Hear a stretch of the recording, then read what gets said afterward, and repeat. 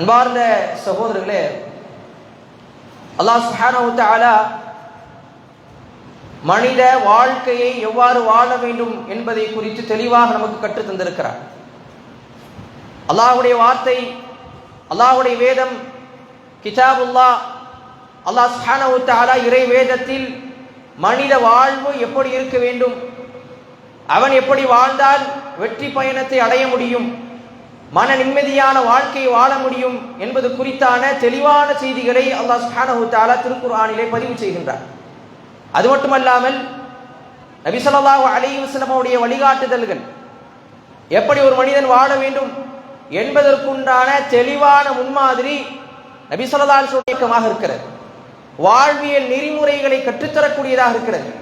ஒரு மனிதன் பிறப்பு முதல் இறப்பு வரைக்கும், அவன் காலை எழுந்தது முதல் இரவு உறங்கும் வரைக்கும் என்னென்ன செய்ய வேண்டும் என்பதை குறித்து மார்க்கம் தெளிவாக பேசுகின்றது.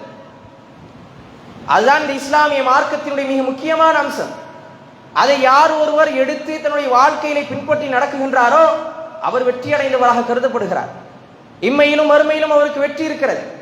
யார் ஒருவர் அது அல்லாத பாதையை எடுத்துக் கொள்கிறாரோ, மார்க்கம் எதை தடுத்திருக்கிறதோ, மார்க்கம் எதை வழிகாட்டவில்லையோ அந்த பாதையை யார் தேர்ந்தெடுக்கிறாரோ அவர் உண்மையில் இந்த உலகத்திலும் மறுமையிலும் தோல்வி அடைந்தவராகத்தான் கருதப்படுகிறார். குறிப்பாக அன்பார்ந்த சகோதரர்களே, பொருளாதாரத்தினுடைய விஷயத்தில் மார்க்கம் நமக்கு தெளிவான வழிகாட்டுதல்களை சொல்லி காட்டுகிறது.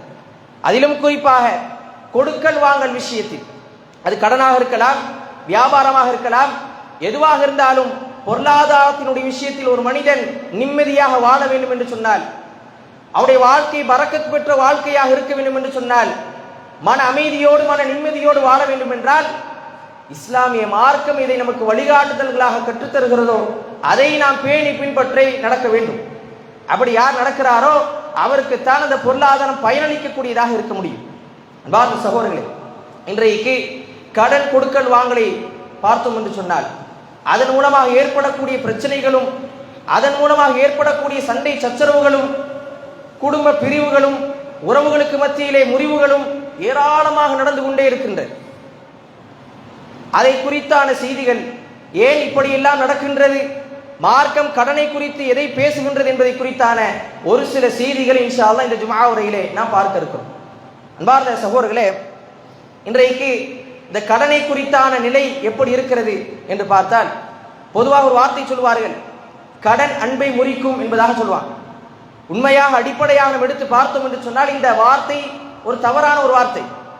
ஏனென்றால் மார்க்கம் எந்த ஒன்றை நமக்கு அனுமதித்திருக்கிறதோ அந்த ஒன்றின் மூலமாக ஒரு பொழுதும் தீங்கு ஏற்படாது, பலன் இல்லாமல் போகாது. மார்க்கம் ஒன்றை நமக்கு அனுமதித்திருக்க அதன் மூலமாக பாசமும் நேசமும் சகோதரத்துவம் பிளவுபடாது ஒரு பொழுது.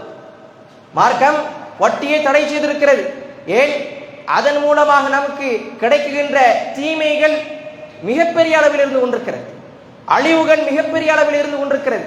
எனவே தான் மார்க்கம் அதை அணுவளவும் ஏற்றுக்கொள்ளாமல் அதை பெரும்பாவங்களினுடைய பட்டியலில் வைத்திருக்கிறது. அதே சமயம் கடனை மார்க்கம் அனுமதித்திருக்கிறது என்று சொன்னால் அதிலே நன்மை இருக்கிறது என்பதாக அர்த்தம்.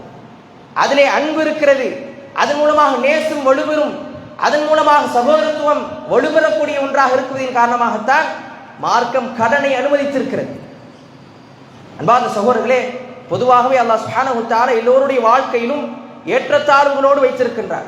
எல்லோரும் பெரும் பணக்காரர்கள் அல்ல, பொருளாதாரத்தில் வசதி படைத்தவர்கள் அல்ல. மாறாக எல்லோருடைய வாழ்க்கையிலும் பொருளாதார நெருக்கடி ஏற்படும், தேவைகள் ஏற்படும். அது போன்ற நேரத்தில் கஷ்டமான சூழ்நிலையில் தொழிலே இழப்பு ஏற்பட்டு இருக்கும், நட்டம் ஏற்பட்டு இருக்கும், அல்லது மருத்துவ தேவையாக இருக்கும். இப்படி இக்கட்டான சூழ்நிலையில் ஒரு மனிதர், ஒரு முஸ்லிம் நிற்கும் பொழுது ஒரு மனிதர் கடன் உதவியாக, பொருளாதார உதவியோ அல்லது பொருளாக ஏதாவது ஒரு உதவியோ கடனாக செய்யும் பொழுது அந்த நேரத்திலே அந்த இரு சகோதரர்களுக்கு மத்தியிலே நெருக்கமும் பாசமும் நேசமும் ஏற்படுகின்றது. இந்த ஒரு காரணத்திற்காகத்தான் மார்க்கம் கடனை அனுமதித்திருக்கிறது. அன்பார்ந்த சகோதரர்களே, ஒரு பொழுதும் மார்க்கம் நேசத்தையும் பாசத்தையும் உறவுகளை பிளவுபடுத்தக்கூடிய ஒரு விஷயத்தை ஒரு பொழுதும் கற்றுத்தரார். நபி ஸல்லல்லாஹு அலைஹி சொன்னார்கள், லா ததுகுலுல் ஜன்னத ஹத்தா துமினு வலா துமினு ஹத்தா தஹாபு. நீங்கள் ஈமான் கொள்ளும் வரைக்கும் சொர்க்கம் நுழைய முடியாது. நீங்கள் ஒருவருக்கு ஒருவர் நேசம் கொள்ளும் வரைக்கும் முழுமையான முஃமினாக, சிறந்த முஃமினாக இருக்க முடியாது. அந்த அளவுக்கு நேசத்தை மார்க்கம் போதிக்கக்கூடிய ஒன்றாக இருக்கிறது. ஆனால் யதார்த்தத்தை எடுத்து பார்த்தால், உண்மையில் இன்றைய கால சூழலை எடுத்து பார்த்தால், இந்த கடனின் மூலமாக, இந்த கடனின் வாயிலாக ஏற்படுகின்ற பிரச்சனைகள் ஏராளம் இருக்கின்றது. இந்த கடனின் மூலமாக உறவு பிளவுபடுகின்றது, குடும்பத்தில் பிரச்சனைகள் ஏற்படுகிறது, நண்பர்களுக்கு மத்தியில் சண்டை சச்சரவுகள் ஏற்படுகிறது, கொலைகள் தற்கொலைகள் என்று சொல்லி இந்த கடனை சுற்றி அதை ஒட்டியுள்ள அனைத்தும் தீங்காகவே அமைந்து கொண்டிருக்கிறது இருப்பதை நாம் பார்க்கிறோம். என்ன காரணம் என்பாங்க சகோதரர்கள்? அதற்கு காரணம் மார்க்கம் அனுமதித்த கடன் கிடையாது. மாறாக அந்த மார்க்கத்தை எப்படி அணுக வேண்டுமோ அப்படி அணுகாமல் இருக்கக்கூடிய மனிதர்கள் தான் அதற்கான காரணம். மார்க்கம் அதற்கான வழிகாட்டுதல்களை எப்படி சொல்லி காட்டுகிறது, மார்க்கம் அதனுடைய வழிமுறைகளை எவ்வாறு நமக்கு அழகிய முறையிலே கற்றுத்தருகிறது, அதை கவனிக்காமல் செயல்பட்டதின் விளைவுதான். பார்த்த சகோதரர்களே, இந்த கடன் இன்றைக்கு எதற்காக வாங்கப்படுகிறது, கடனை மார்க்கம் எந்த விஷயத்தில் அனுமதிக்கிறது என்பதை முதலாவதாக விளங்கிக் கொள்ள வேண்டும்.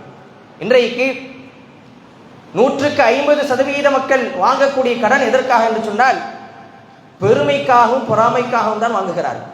இன்றைக்கு கடன் வாங்கப்படக்கூடிய மக்களுடைய நிலை எப்படி இருக்கிறது என்று சொன்னால் பொறாமை. தனக்கு மேல் உள்ளவர்களை பார்த்து கொண்டு அவர்கள் அப்படி வாழுகின்றார்கள், இவர்கள் இப்படி வாழுகின்றார்கள், அவன் இவ்வளவு பெரிய வீடை கட்டியிருக்கின்றான், இவ்வளவு பெரிய கார் பைக் வைத்திருக்கிறான், வீடுகளில் இன்னென்ன அழகான பொருட்களை வைத்திருக்கிறான், இன்டீரியர் ஒர்க் என்று சொல்லப்படக்கூடிய இன்றைக்கு வீட்டு அலங்காரம் எந்த அளவுக்கு இருக்கிறது சொன்னால் அது மட்டுமே இன்றைக்கு பெரிய அளவிலே செலவிடப்படுகிறது. சுப்ஹான் அல்லாஹ். அல்லாஹ்விடத்திலே பதில் சொல்ல வேண்டும். இன்றைக்கு பொருளாதாரம் இல்லாவிட்டாலும் கடன் வாங்கி, கடன் சாதாரண கடன் அல்ல, இன்றைக்கு வாங்கப்படக்கூடிய கடன் லட்சக்கணக்கில் இருக்கின்றது. தங்களிடத்தில் இருக்கக்கூடிய பொருளாதாரத்தை வைத்து போதுமாக்கிக் கொள்ளாமல் தனக்கு மேலுள்ளவர்களை பார்த்து கொண்டு அவர்கள் மீது உள்ள பொறாமையின் காரணமாக கடன் முழுவதும் வீடு கட்டுகின்றார்கள். அதோடு அதிகமாக நம்ம சொல்ல போனால் இன்றைய திருமண நிகழ்ச்சிகள், இன்றைக்கு திருமண நிகழ்ச்சிகள் எப்படி நடத்தப்படுகிறது? தங்களிடத்திலே பொருளாதாரம் இல்லாவிட்டாலும், அதற்கான தகுதிகள் இல்லாவிட்டாலும், என்னுடைய குடும்பத்தில் நான் அந்தஸ்து உடையவனாக இருக்க வேண்டும், என்னுடைய குடும்பத்தில் இந்த என்னுடைய அண்ணன் அல்லது என்னுடைய சகோதரன் இந்த அளவிற்கு அவனுடைய மகனுக்கும் மகளுக்கும் திருமணம் முடித்து கொடுத்திருக்கிறார், அதைவிட அதிகமாக செலவழித்து மிகப்பெரிய அளவில் நானும் என்னுடைய மகனுக்கோ அல்லது மகளுக்கோ திருமணம் முடித்து கொடுக்க வேண்டும் என்கின்ற காரணத்திற்காக லட்சக்கணக்கிலே கடன் வாங்கி கொண்டு அதை கட்ட முடியாமல் கண்ணியத்தை இழந்து, மரியாதையை இழந்து, சொத்து சுகத்தை இழந்து இன்றைக்கு நிர்கதையாக இருக்கக்கூடிய எத்தனையோ குடும்பங்களை பார்க்கின்றோம். பொறாமையின் வெளிப்பாடு என்பார் சகோதரர்கள். அது மட்டுமல்ல, இன்றைக்கு தற்கொலைகள் அதிகமாக நடக்கின்றது இந்த கடனின் வாயிலாக.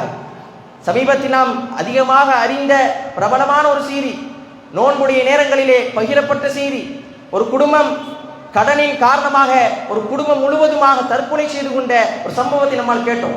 முஸ்லிம் மக்கள், இஸ்லாமியர்கள், அல்லாஹ்வை நம்பிக்கை கொண்டு ரசூலை ஏற்றுக்கொண்ட நம்பிக்கை கொண்ட இறை நம்பிக்கை கொண்ட மக்கள் எப்படிப்பட்ட நிலை? எதன் காரணமாக தற்கொலை? கடனின் வாயிலாக. எல்லாம் என்ன காரணம்? பொறாமையும் பெருமையின் வெளிப்பாடுகள். அன்பார்ந்த சகோதரர்களே, இன்றைக்கு பெருமைக்காக அதிகமாக கடன் வாங்கப்படுகிறது. நான் எவ்வளவு பெரிய வீடு கட்டியிருக்கேன் பாத்தியா, நான் எவ்வளவு பெரிய கார் வைத்திருக்கிறேன், எவ்வளவு பெரிய வீடு வைத்திருக்கிறேன் என்று பலரிடத்தில் பேசுவதற்காக, பந்தா காட்டுவதற்காக மட்டும்தான் இன்றைக்கு கடன் வாங்கப்பட்டு பொருட்கள் செலவிடப்படுகின்றது, பொருளாதாரங்கள் செலவிடப்படுகின்றது. இதற்காக வெளியே பெருமையாக நடந்து கொண்டு வீட்டுக்குள் சென்று விட்டால் கடன் தொல்லை, கடன் கொடுத்தவருடைய ஏச்சு பேச்சுகளுக்கு ஆளாகி மனம் சுக்குநூறாகி மன கஷ்டத்தோடு மன அழுத்தத்தோடு வாழக்கூடிய எத்தனையோ குடும்பங்களை பார்க்கிறோம். அன்பார்ந்த சகோதரர்களே, அப்படி மார்க்கம் ஒருபொழுதும் கடனை அனுமதிக்கவில்லை. தேவைக்காக, வாழ்க்கையினுடைய அடுத்த கட்டத்திற்கு செல்வதற்காக, தொழிலின் நட்டம் ஏற்படும் பொழுது, மருத்துவ தேவைகளுக்காக, இப்படி வாழ்க்கையினுடைய இக்கட்டான சூழல்களுக்காகத்தான் மார்க்கம் நமக்கு கடனை அனுமதித்திருக்கிறதே தவிர தேவையில்லாமல், போதுமென்ற மனமில்லாமல், தன்னிறைவு இல்லாமல் இஷ்டத்திற்கு நாம் கடன் வாங்குவதை மார்க்கம் ஒரு பொழுதும் அனுமதிக்கவில்லை. அன்பார்ந்த சகோதரர்களே, நபி ஸல்லல்லாஹு அலைஹி வஸல்லம் சொல்லி காட்டக்கூடிய ஒரு ஹதீஸை நாம் நினைவில் கொள்ள வேண்டும். கத் அஃப்லஹ மன் அஸ்லம வருஸிக கஃபாஃபன் வகன்னஅஹு அல்லாஹு பிமா ஆதா. நபி ஸல்லல்லாஹு அலைஹி வஸல்லம் சொன்னார்கள், ஒரு மனிதர் வெற்றி அடைந்து விட்டார். யார் அவர்? அவருக்கு இஸ்லாமிய மார்க்கம் கிடைத்து, மன் அஸ்லம், இஸ்லாமிய மார்க்கம் கிடைத்து, வருசிக கஃபாஃபன், அவருக்கு போதுமான அளவு ரிஸ்க் அளிக்கப்பட்டு, வகன்னஅஹுல்லாஹு பிமா ஆதாஹ், அல்லாஹ் அவருக்கு எதை கொடுத்திருந்தானோ அதை கொண்டு ஒரு போதுமாக்கி கொண்டவராக வாழுகிறார் என்று சொன்னால் அப்படிப்பட்டவர் தான் வெற்றியாளர் என்பதாக சொன்னார்கள். சகோதரர்களே, இதுதான் வாழ்க்கை. போதும் என்ற மனதோடு வாழ வேண்டும். அல்லாஹ் சுப்ஹானஹு வ தஆலா எதை நமக்காக கொடுத்திருக்கிறானோ அந்த பொருளாதாரத்திற்குள் நம்முடைய வாழ்க்கை அமைத்துக் கொள்ள வேண்டும். அதை தாண்டி பேராசையோடு, பெருமையோடு, பொறாமையோடு நாம் வாங்குகின்ற பொருளாதாரம், கடன், இதுவெல்லாம் ஒரு பொழுதும் மார்க்கம் அனுமதிக்காத ஒன்று. அதன் மூலமாக இழிவு தான் ஏற்படும், அதன் மூலமாக பிரிவுகள் தான் ஏற்படும். எனவே தான் இன்றைக்கு பார்க்கிறோம், இதன் மூலமாக இந்த கடனின் வாயிலாக ஏற்படுகின்ற பிரச்சனைகள் அனைத்தும் இதன் காரணமாகத்தான் வருகின்றது. அன்பார்ந்த சகோதரர்களே, இதை நாம் நன்றாக விளங்கிக் கொள்ள வேண்டும். இரண்டாவதாக மார்க்கம் சொல்லக்கூடிய மிக முக்கியமான ஒரு அம்சம், கடனை வாங்கக்கூடியவர்கள், கடன் வாங்கக்கூடியவர்கள் அதை கொடுக்க வேண்டும் என்கின்ற நல்லெண்ணத்தில் வாங்க வேண்டும்.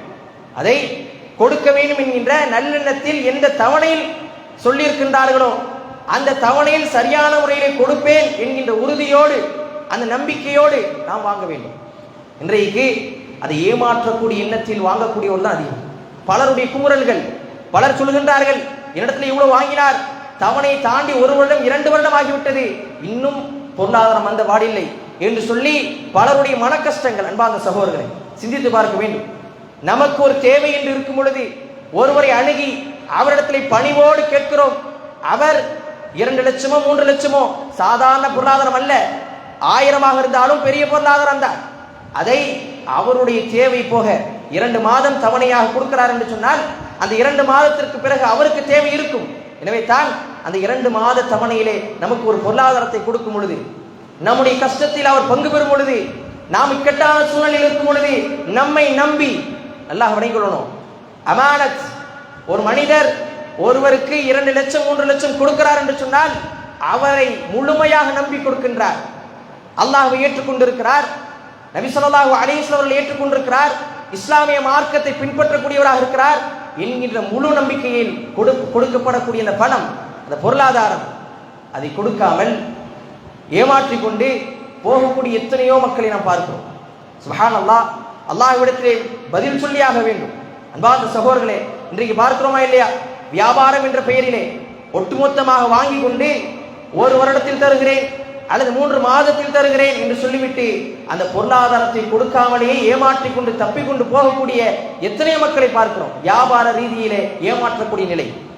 தனிநபராக பார்க்கும் பொழுது இன்றைக்கு பார்க்கிறோம், கடனை வாங்கி கொண்டு அதை இந்த தவணையில் நான் தந்து விடுகின்றேன் என்று சொல்லிவிட்டு அந்த தவணையை அன்று கேட்டு செல்லும் பொழுது அந்த ஊரிலோ அல்லது தெருவிலோ இல்லாமல் வேறு இடத்துக்கு இடமாறி செல்லக்கூடிய மக்களை நாம் பார்க்கிறோம். தப்பித்து விட்டோம் என்ற எண்ணத்திலே இப்படியான ஏமாற்றங்களும் மோசடிகளும் இன்றைக்கு இஸ்லாமியர்கள் செய்து கொண்டிருக்கிறார் என்பதுதான் கவலைக்குரிய விஷயமாக இருக்கிறது. அன்பார்ந்த சகோதரர்களே, நபி ஸல்லல்லாஹு அலைஹி வஸல்லம் அவர்கள் எச்சரித்த ஒரு செய்தி.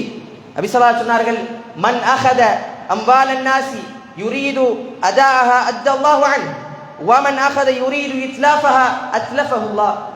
அன்பார்ந்த சகோதரர், நபி ஸல்லல்லாஹு அலைஹி சொன்னார்கள், நன்றாக ஒவ்வொருவரும் கவனிக்க வேண்டிய ஒரு ஹதீஸ் என்ன, யார் ஒருவர் மக்களிடமிருந்து பொருளாதாரத்தை வாங்குகிறாரோ, வாங்கிவிட்டு யுரீது அதாஹா அத்தல்லாஹு அன்ஹு, அதை கொடுக்க வேண்டும் என்கின்ற நல்லெண்ணத்தில், தவணை அன்று நான் கொடுத்து விடுவேன் என்கின்ற உறுதியோடு யார் வாங்குகின்றாரோ, யார் அப்படிப்பட்ட நல்லெண்ணம் வைக்கின்றாரோ, அத்தல்லாஹு அன்ஹு, அவருக்காக அல்லாஹ் அந்த கடனை அடைக்கின்றார், அல்லாஹ் அவருக்காக உதவி செய்கின்றார்.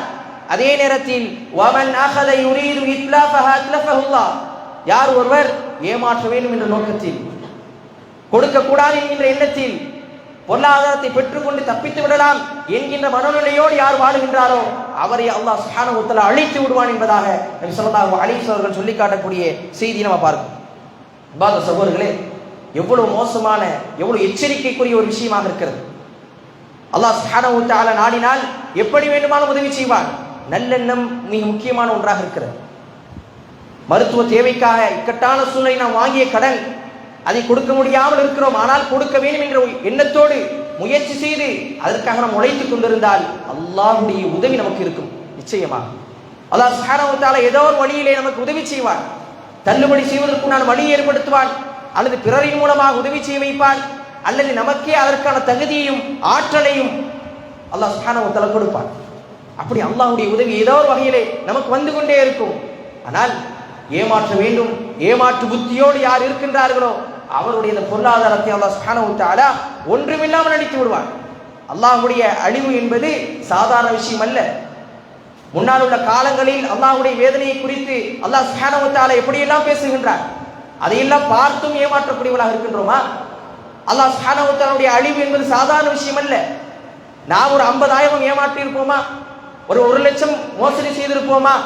அந்த 1,00,000 அல்லாஹ்விடத்திலே மிக இலகுவானது. அல்லாஹ்வுடைய அழிவு என்பது மிக விரைவானது.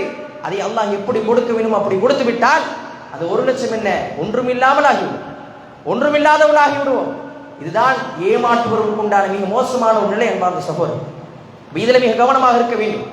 மூன்றாவது அன்பார்ந்த சகோதரர்களே, நாம் நன்றாக விளங்கிக் கொள்ள வேண்டிய ஒரு அம்சம், கடன் வாங்கியவர்கள் அதை கொடுக்கக்கூடிய தவணை வந்த அந்த நேரத்திலே கொடுத்து விட வேண்டும். இன்றைக்கு பார்க்கிறோமா இல்லையா?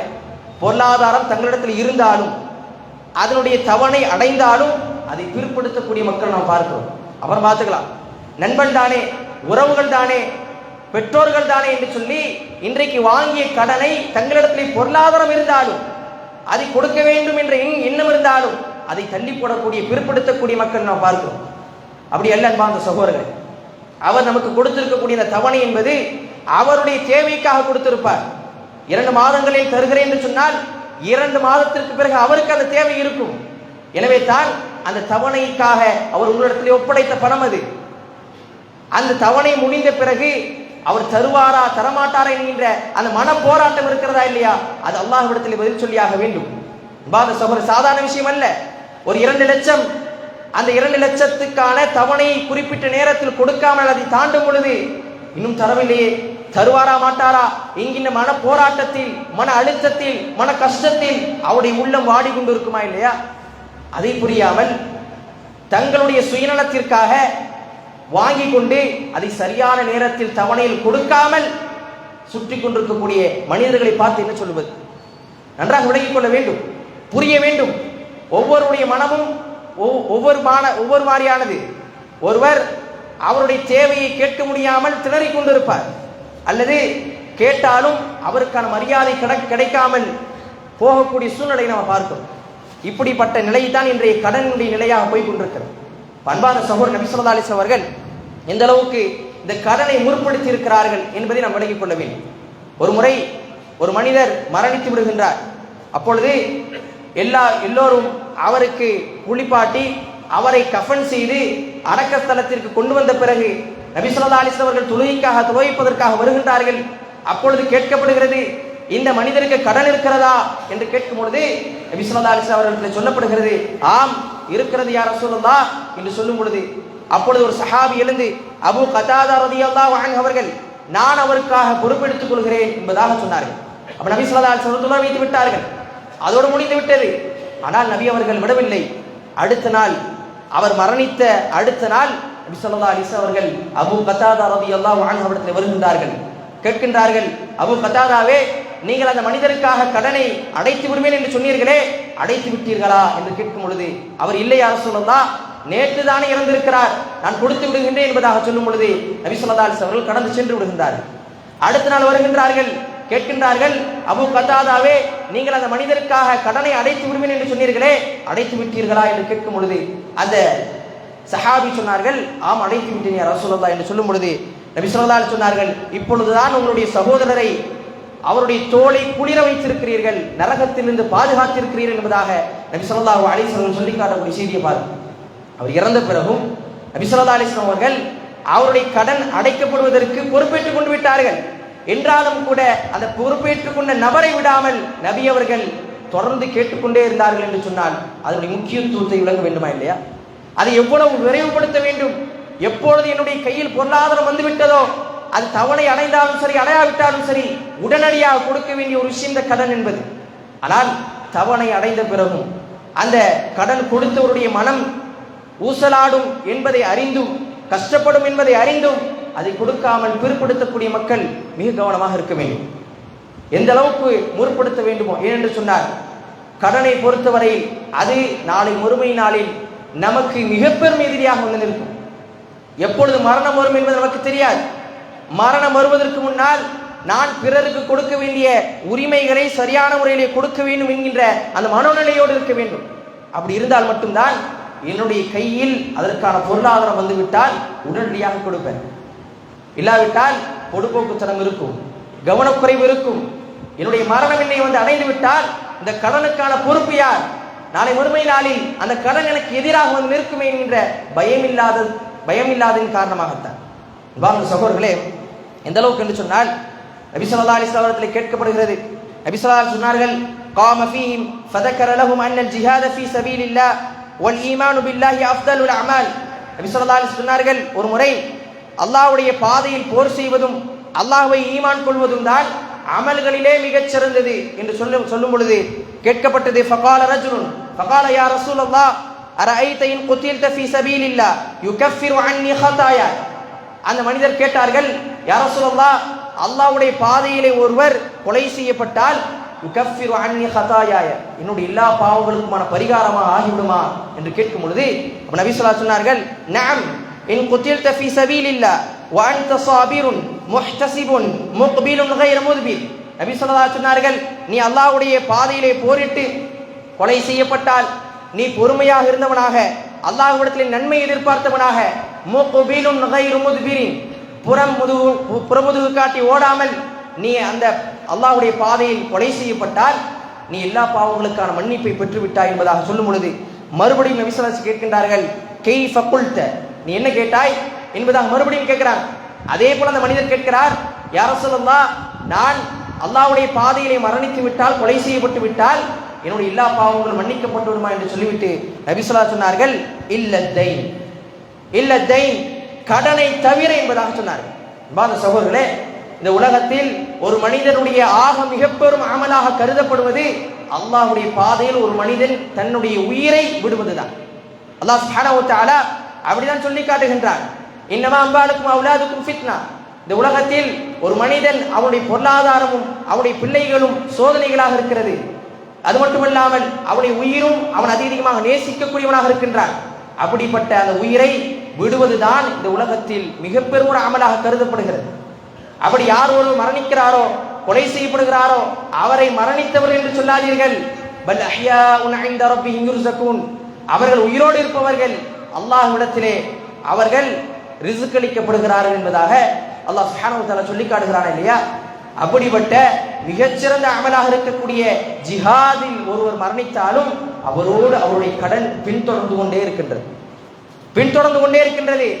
இன்றைக்கு நான் ஏமாற்றி விட்டேன், நான் தப்பித்து விட்டேன் என்று சொல்லி ஊரை விட்டு ஊரும் தெருவை விட்டும் தெருவும் ஓடிக்கொண்டிருக்கிறார்களா இல்லையா? அவர்கள் நன்றாக விளங்கிக் கொள்ள வேண்டும்.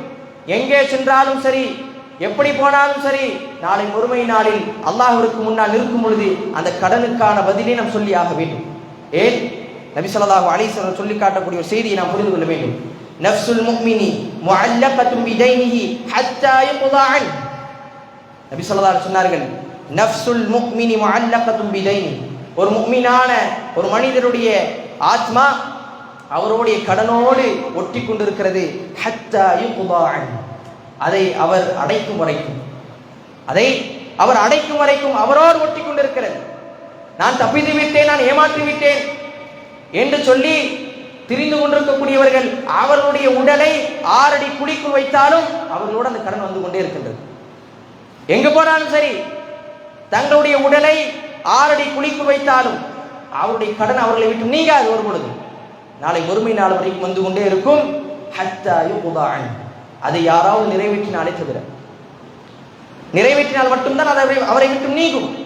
அந்த அளவுக்கு மிக முக்கியமாக கருதப்பட வேண்டிய இந்த கடனை சர்வசாதாரணமாக இலகுவாக அதை கவனமற்று நாம் இருந்து கொண்டிருக்கிறோமே, எப்படிப்பட்ட நிலை அன்பார்ந்த சகோதரர்கள்! அல்லாஹ்வுடைய தண்டனைக்கு பயம் இல்லையா? அல்லாஹ்வுடைய வேதனைக்கு பயம் இல்லையா? நாளை மறுமை நாளில் அல்லாஹ் சுப்ஹானஹு வ தஆலா அதை குறித்து என்னிடத்திலே கேள்வி கேட்பானே என்கின்ற பயம் இல்லையா? அன்பார்ந்த சகோதரர்கள், தெரிந்து வாழ வேண்டும், உணர வேண்டும். எல்லோருடைய உள்ளமும் அதற்கான எதிர்பார்ப்புகளோடு இருக்கும். கடன் கொடுத்தவர் அதனுடைய எதிர்பார்ப்போடு இருப்பார். எனவே அதற்கான தவணை வரும் பொழுது அதை சரியான முறையில் கொடுத்தல் என்பதுதான் கடனின் மூலமாக அன்பையும் நேசத்தையும் நாம் பெற முடியும்.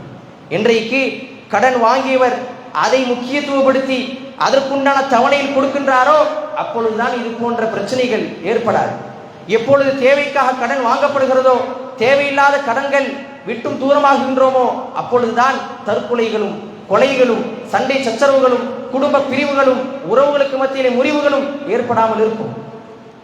மார்க்கம் எந்த கடனை அனுமதிக்கிறது, எந்த வழிமுறையை நமக்கு சொல்லி காட்டுகிறது என்பதை அறிந்து கொண்டு அதன் அடிப்படையில் வாழக்கூடிய மக்களாக நீங்களும் நான் இருக்க வேண்டும். அல்லாஹ் சுப்ஹானஹு வ தஆலா அதற்கான உதவியை நம் அனைவருக்கும் செய்தருள் வாய்ப்பாராக. அஸ்ஸலாமு அலைக்கும் வரஹ்மத்துல்லாஹி வபரகாத்துஹு.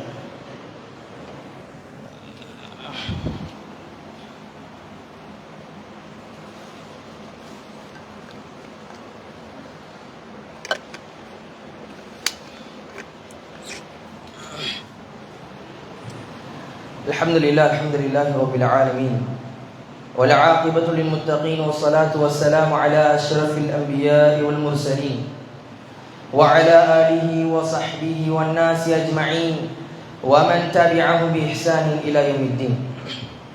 அன்பிற்கினிய எல்லாம் வல்ல அல்லாஹ்வின் நல்லடியார்களே, அல்லாஹ்வுடைய மகத்தான கிருபையினால் முதலாவது ஹுத்பாவிலே கடனை குறித்தான ஒரு சில செய்திகளை பார்த்தோம். அன்பார்ந்தவர்களே, நாமெல்லாம் அடிப்படை நம்பிக்கையாக மறுமை நாளை ஆழமாக நம்பிக்கை கொண்டிருக்கிறோம். மறுமை நாளை பொறுத்தவரையில் அந்த நாளில் அணுவளவும் யாருக்கும் அநீதி இழைக்கப்படாது. அல்லாஹ் சுப்ஹானஹு வ தஆலா எந்த ஒரு விஷயமாக இருந்தாலும் சரி அதற்கான தீர்ப்பை சரியான முறையிலே தெளிவாக நீதமாக நிலைநாட்டக்கூடியவனாக இருக்கின்றான். மாலிகி யௌமித்தீன், அவன் மட்டுமே அரசனாக இருக்கக்கூடிய, அவன் மட்டுமே அதிகாரத்தினுடைய விஷயத்தில் இருக்கக்கூடிய அந்த அல்லாஹ் மட்டும்தான் அந்த நாளிலே தீர்ப்பளிக்க முடியும். அல்லாஹ் சுப்ஹானஹு வ தஆலா நாளை மறுமை நாளில் ஒவ்வொரு மனிதருக்குமான மினஷாத்தில் கர்னாஇ பினத்ஹிஹா, நபி ஸல்லல்லாஹு அலைஹி வஸல்லம் அவர்கள் சொன்னார்கள், நாளை மறுமை நாளில் உரிமைகள் அந்தந்த நபர்களுக்காக கண்டிப்பாக கொடுக்கப்படும், நிச்சயமாக கொடுக்கப்படும். எந்த அளவுக்கு என்று சொன்னால், ஹத்தா யுக்தஸ்ஸு லிஷாத்தில் ஜம்மாஇ மினஷாத்தில் கர்னாஇ பினத்ஹிஹா, நபி ஸல்லல்லாஹு அலைஹி சொன்னார்கள், ஒரு கொம்பில்லாத ஆடு முட்டப்பட்டிருந்தால் அந்த முட்டப்பட்ட ஆடிற்கு கொம்பு கொடுக்கப்பட்டு பழி தீர்க்கப்படும் என்பதாக நபி ஸல்லல்லாஹு அலைஹி சொன்னார்கள். எந்த அளவுக்கு என்று சொன்னால், ஒரு ஆடு ஒரு கொம்பில்லாத ஆடை முட்டி சேதப்படுத்தி இருந்தால் நாளை மறுமை நாளிலே அந்த முட்டப்பட்ட ஆடிற்கு கொம்பு கொடுக்கப்பட்டு அந்த நீதம் செலுத்தப்படும் என்பதாக பழி தீர்க்கப்படும் என்பதாக நபி ஸல்லல்லாஹு அலைஹி வஸல்லம் சொல்லி காட்டக்கூடிய செய்தியை நம்ம பார்க்கிறோம். எந்த அளவுக்கு நுணுக்கமாக அல்லாஹ் சுப்ஹானஹு வ தஆலா நாளை மறுமை நாளில் நீதத்தை வழங்குவான் என்று சொன்னால் நம்முடைய நிலை என்ன? அல்லாஹ் சுப்ஹானஹு வ தஆலா நம்முடைய நிலை எவ்வாறு அங்கே நீதி செலுத்துவான் என்பதை சிந்தித்து பார்க்க வேண்டும். சாதாரண விஷயம் அல்ல. நபி ஸல்லல்லாஹு அலைஹி வஸல்லம் சொல்லி காட்டக்கூடிய இன்னொரு ஹதீஸை நாம் விளங்க வேண்டும். அதிகமாக நாம் கேள்விப்பட்டிருக்கின்ற ஒரு செய்தி. நபி ஸல்லல்லாஹு அலைஹி சொன்னார்கள், மன் கானத் லஹு மத்லிமத்துன் லி அஹீஹி மின் இர்திஹி அவ் பிஷை, யார் ஒருவர் தன்னுடைய சகோதரனுக்கு அவருடைய கண்ணியத்திலோ அல்லது வேறு ஏதாவது விஷயத்தில் அநியாயம் செய்திருந்தால் ஃபல்யதஹல்லல்ஹு மின்ஹு அல்யௌம், இன்றைய நாளே அதை அவர் தீர்த்து கொள்ளட்டும், அதை சரி செய்து கொள்ளட்டும் என்று சொன்னால், கபுல அல்லா யகூன தீரான் வலா திர்ஹமுன், திர்ஹமோ தீனாரோ பயனளிக்காத நாள் வருவதற்கு முன்னால் அந்த அநியாயங்கள் செய்ததை அவர் சரி செய்து கொள்ளட்டும் என்பதாக சொல்லிவிட்டு, இன் கான லஹு அமலுன் சாலிஹ் உஹித மின்ஹு பிகத்ரி மஸ்லிமதிஹி, நபி ஸல்லல்லாஹு அலைஹி சொன்னார்கள், நாளை மறுமை நாளிலே அநியாயம் செய்த அந்த நபருடைய நல்ல அமல்கள் எடுத்து அவருடைய அநியாயத்திற்கேற்ப அந்த அநியாயம் செய்யப்பட்ட நபருக்கு கொடுக்கப்படும். அநியாயம் செய்தவருடைய நல்ல அமல்கள் இருக்குதா இல்லையா? நாம் செய்த நல்ல அமல்கள் நாம் யாருக்கு அநியாயம் செய்தோமோ அவர்களுக்கு வழங்கப்படும். வஇன் லம் தகுன் லஹு ஹஸனாத், நம்மிடத்திலே நன்மைகள் எல்லாம் முடிந்துவிட்ட பிறகு உஹித மின் ஸய்யிஆத்தி ஸாஹிபிஹி ஃபஹுமில அலைஹி, யார் அநியாயம் செய்யப்பட்டாரோ அவரிடமிருந்து தீமைகள் இவருக்கு சுமத்தப்படும். நாளை மறுமை நாள்ல சொர்க்கத்திற்கு நுழைய வேண்டும் என்கின்ற பேரார்வத்தோடு பேராசையோடு போவோம். அப்படி போகக்கூடிய சமயத்திலே நாம் யாருக்கு அநியாயம் செய்தோமோ அவர்கள் நமக்கு முன்னால் வந்து நிற்பார்கள். அது சிறிய விஷயமாக இருந்தாலும் சரி, 10 ரூபாயாக இருந்தாலும் சரி, அது 1 லட்சமாக இருந்தாலும் சரி, நாம் யாருக்கு அநியாயம் செய்தனோ அவர்கள் முன்னுக்கு வந்து நின்று, எனக்கு யா அல்லாஹ் இன்னென்ன அநியாயங்களை செய்தார், இன்னென்ன மோசடிகளை செய்தார் என்று அல்லாஹ்விற்கு முன்னால் வந்து நின்று சொல்லும் பொழுது அல்லாஹ் சுப்ஹானஹு வ தஆலா நம்முடைய நன்மைகளை வாரி வாரி வாரி வணங்கிக் கொண்டே இருப்பார். அதே நேரத்தில் நம்மிடத்திலே அமல்கள் முடிந்து விட்டால் அவரிடமிருந்துள்ள தீமைகளை அல்லாஹ் சுப்ஹானஹு வ தஆலா நமக்கு சுமத்தி கொண்டே இருப்பான் என்பதை நாம் விளங்கிக் கொள்ள வேண்டும். எந்த அளவுக்கு மிக மோசமான ஒரு நிலை! இதைவிட ஏராளமான ஹதீஸ்கள் பிறருக்கு நாம் செய்யக்கூடிய அநியாயங்கள் குறித்து அல்லாஹ் சுப்ஹானஹு வ தஆலா பேசுகின்றான். அல்லாஹ்வுடைய தூதர் நபி ஸல்லல்லாஹு அலைஹி வஸல்லம் நமக்கு கற்றுத் தருகின்றார்கள். எனவே அன்பார்ந்த சகோதரர்களே, பிறருக்கு செய்ய வேண்டிய உரிமைகளை சரியான முறையிலே கொடுக்க வேண்டும். அதிலும் குறிப்பாக இந்த கடனுடைய விஷயத்தில் மிக தெளிவாக அதிலே கவனத்தோடு நாம் செயல்பட வேண்டும். எனவே அன்பார்ந்த சகோதரர்களே, மார்க்க நம்ம கற்றுத்தரக்கூடிய மிக முக்கியமான 2 துஆக்கள், கடனை குறித்தான மார்க்க நம்ம கற்றுத்தரக்கூடிய மிக முக்கியமான 2 துஆக்கள் நம்மிலே அதிகமானோர் அறிந்திருந்தாலும் அதை நம்முடைய துஆக்களில் சேர்த்துக் கொள்ளாமல் இருக்கிறோம். நபி ஸல்லல்லாஹு அலைஹி வஸல்லம் கற்றுத்தந்தார்கள், அல்லாஹும்ம க்ஃபினி பிஹலாலிக அன் ஹராமிக வக்னினி பிஃபضலிக அம்மன் சிவாக். அல்லாஹும்ம இக்ஃபினி பிஹலாலிக், யா அல்லாஹ், நீ எதை ஹராமாக்கினாயோ அதை விட்டும் தவிர்த்திருந்து நீ எதை ஹலாலாக்கினாயோ ஆகுமாக்கினாயோ அதை கொண்டு என்னை போதுமாக்கிக் கொள். வக்னினி பிஃபضலிக அம்மன் சிவாக், உன்னுடைய அருளை கொண்டும் உன்னை தவிர வேறு அனைத்தை விட்டும் என்னை தேவையற்றவனாக ஆக்கிவிடு என்பதாக நாம் கேட்கக்கூடிய ஒரு அழகிய ஒரு துஆ. போதும் என்ற மனதோடு வாழ்வதற்கு, கடன் இல்லாத சூழலோடு வாழ்வதற்கு நபி அவர்கள் கற்றுத்தந்த மிக முக்கியமான ஒரு துஆ. அல்லாஹும்ம க்ஃபினி பிஹலாலிக அன் ஹராமிக் வக்னினி பிஃபضலிக அம்மன் சிவாக் என்கின்ற இந்த துஆவை நாம் மனனம் செய்து அதிகமாக நாம் நம்முடைய துஆக்களில் சேர்த்துக் கொள்ள வேண்டும். இன்னொரு துஆ, அல்லாஹும்ம இன்னி அஊது பிக மினல் ஹம்மி வல் ஹஸ்னி வல் அஜ்ஸி வல் கஸ்லி வல் புக்லி வல் ஜுப்னி வ ضلعித் தைனி வ கலபத்திர் ரிஜால். நபி ஸல்லல்லாஹு அலைஹி வஸல்லம் கற்றுத்தந்த ஒரு அழகிய ஒரு துஆ. நபி ஸல்லல்லாஹு அலைஹி வஸல்லம் கேட்டார்கள், யா அல்லாஹ், உன்னிடத்தில் நான் பாதுகாவல் தேடுகிறேன்.